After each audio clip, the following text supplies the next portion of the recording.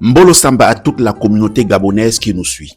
Nangadef à nos frères et sœurs du Sénégal. Mbote à la RDC au Congo. Caribou à toute l'Afrique de l'Est. Bonjour à la diaspora africaine de plus en plus nombreuse à suivre cette chaîne.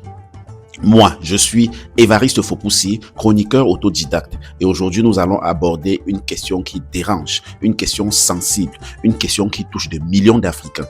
Pourquoi tant d'Africains qui n'arrivent pas à s'épanouir dans leur propre pays pensent immédiatement à partir en Europe? Est-ce de la lâcheté? Et est-ce un manque de patriotisme? Ou bien existe-t-il des raisons beaucoup plus profondes que nous refusons parfois de regarder en face? Avant de répondre, il faut déjà comprendre une chose fondamentale. Depuis plusieurs décennies déjà, l'Europe est devenue dans l'imaginaire collectif africain bien plus qu'un continent. Elle est devenue un symbole, le symbole de la réussite, le symbole de la sécurité, le symbole de l'ascension sociale. Dans beaucoup de villages, de quartiers populaires et même de familles relativement aisées, celui qui revient d'Europe est souvent perçu comme quelqu'un qui a réussi, parfois même avant d'avoir réellement réussi. Son simple départ lui confère déjà un statut très particulier. Cette perception n'est pas née par hasard. Selon les données de plusieurs organisations internationales, les écarts de revenus entre de nombreux pays africains et les principales économies européennes restent considérables. Dans plusieurs pays africains, le salaire moyen mensuel reste inférieur à quelques centaines d'euros, alors que dans plusieurs pays européens, il se chiffre en milliers d'euros. Naturellement, quand un jeune voit cet écart, il ne compare pas toujours les réalités concrètes. Il compare uniquement les chiffres. Mais c'est là que commence souvent l'illusion.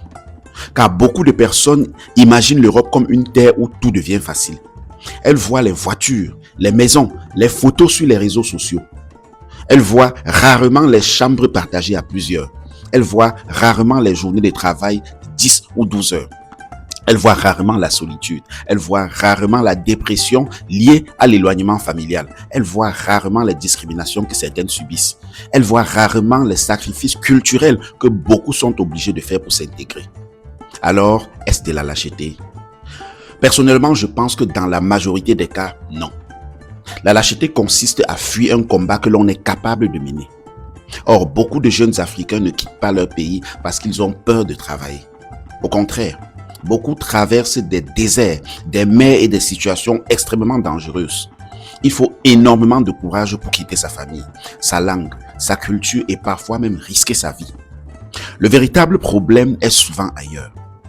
Le problème est que beaucoup ont perdu confiance dans la capacité de leur environnement à leur offrir une opportunité équitable. Lorsqu'un jeune voit que ses diplômes ne lui ouvrent plus de portes, lorsqu'il voit des années de chômage malgré ses compétences, lorsqu'il constate que certains réussissent davantage grâce aux relations qu'ils méritent, ils finissent par croire que leur avenir se trouve nécessairement ailleurs.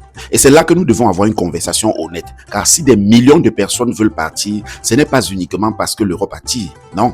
C'est aussi parce que certaines réalités locales repoussent. Aucun peuple au monde ne quitte massivement son territoire lorsque toutes les conditions de réussite sont réunies. Aucun.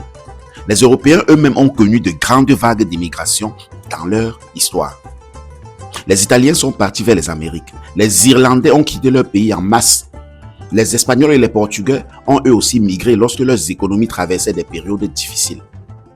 L'être humain cherche naturellement les endroits où il pense avoir le plus d'opportunités.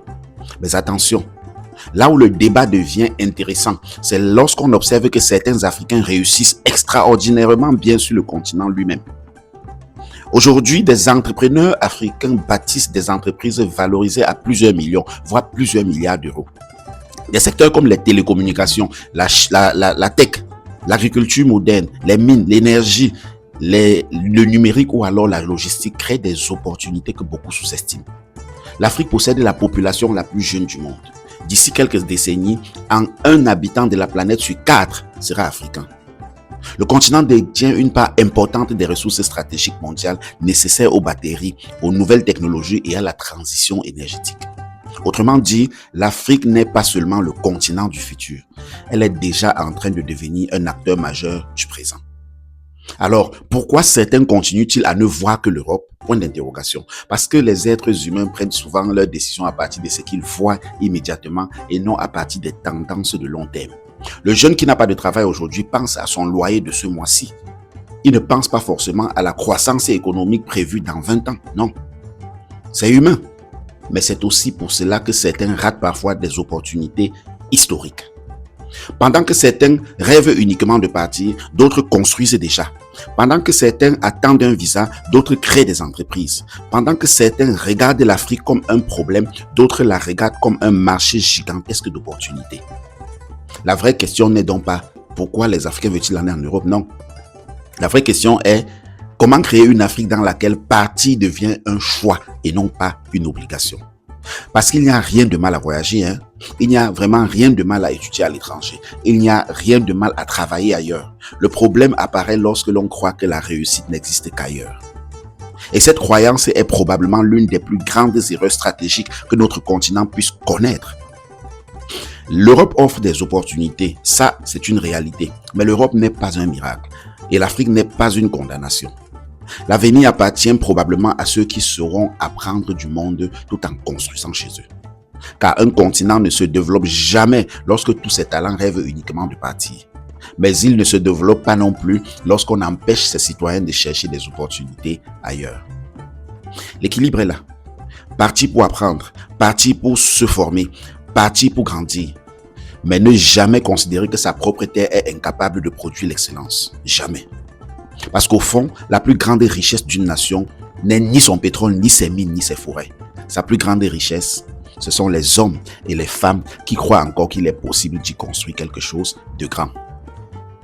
Maintenant, dites-moi en commentaire, selon vous, les Africains partent-ils principalement par nécessité ou par illusion? Et surtout, pensez-vous que l'Afrique offrira davantage d'opportunités que l'Europe dans les 20-30 prochaines années? Si cette chronique vous a plu, abonnez-vous, partagez-la autour de vous et rejoignez notre communauté pour continuer ensemble ces grandes réflexions sur l'avenir de l'Afrique.